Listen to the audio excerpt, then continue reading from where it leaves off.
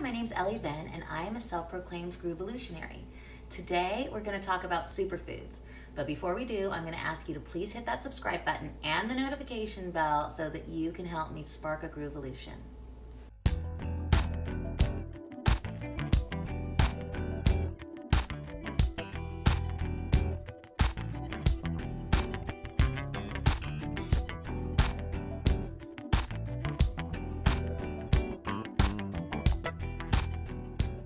Superfoods, super delicious, super exciting, super expansive, super nurturing. I am so excited because I have always been a food enthusiast. I love to cook.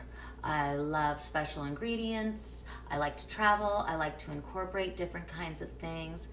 But until recently, I was probably a bit loose with my choices until I discovered a brand, which I'm not endorsed by, and there are other brands like it, but it's called Sakara. And I read in one of their promotions that food is information.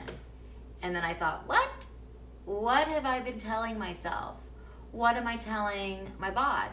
So that kind of opened my eyes to different ways of combining food so that I might actually tell my body what to do. In the morning, I want to say, be grounded, be energized, be sustained. Lunch, I want to say, keep me hydrated, get me over the hump. And dinner, I want to say, warm it up, help me go to sleep, make me feel like the day is complete. The superfoods that I implement in my diet every week are things like blueberries, salmon, nuts, kale, acai berries. So these things are really easy to acquire and have amazing benefits.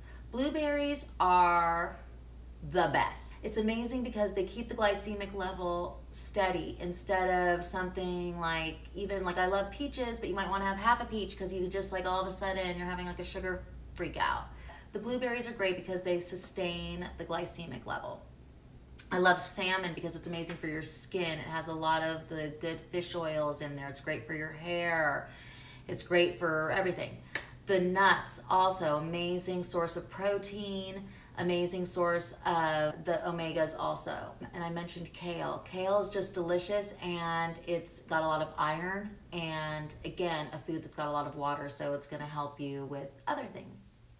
My hope after this episode is that you just feel a little bit more creative about your food choices. When you are ready for a meal, think about what you're eating and how it's likely to make you feel. And maybe add one extra thing. You don't even really have to remove yet. You might just add some fresh fruit into your diet and think about how that makes you feel.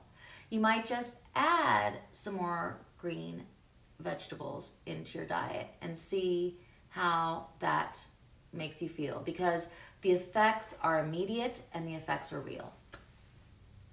So I'm going to read from a day of Sakara menus just to give you an idea of what that looks like. And again, I'm not endorsed by them. There are other companies that do things like this, but deciding to embrace food with ingredients that actually are meant to do something for you is a wonderful thing to do for your wellness and your creativity. It ends up really igniting that je ne sais quoi that makes you feel like these things are extra special. So for instance, this is a menu. For breakfast, you might have a chocolate love muffin. And it's literally made from coconut and oats and honey almond caramel. For lunch, you would have a prosperity pad thai, which of course is perfectly balanced, just scrumptious and colorful. And then you might have the red beet burger for dinner. So it's super yummy and you are so full from these beautiful ingredients. So I am tiptoeing into a topic that really is humongous, but I venture there because the way that you take care of your body is definitely important in terms of your creative output. Feed your body with things that actually fuel it instead of block it up or keep you from manifesting your creative vision because you were just too pooped to party. Feeling good is a great place to bounce off of when you're trying to impart creative energy. When you're feeling depleted, or you're feeling withdrawn, or you're feeling sluggish because of things that you've consumed, you are actually blocking the flow.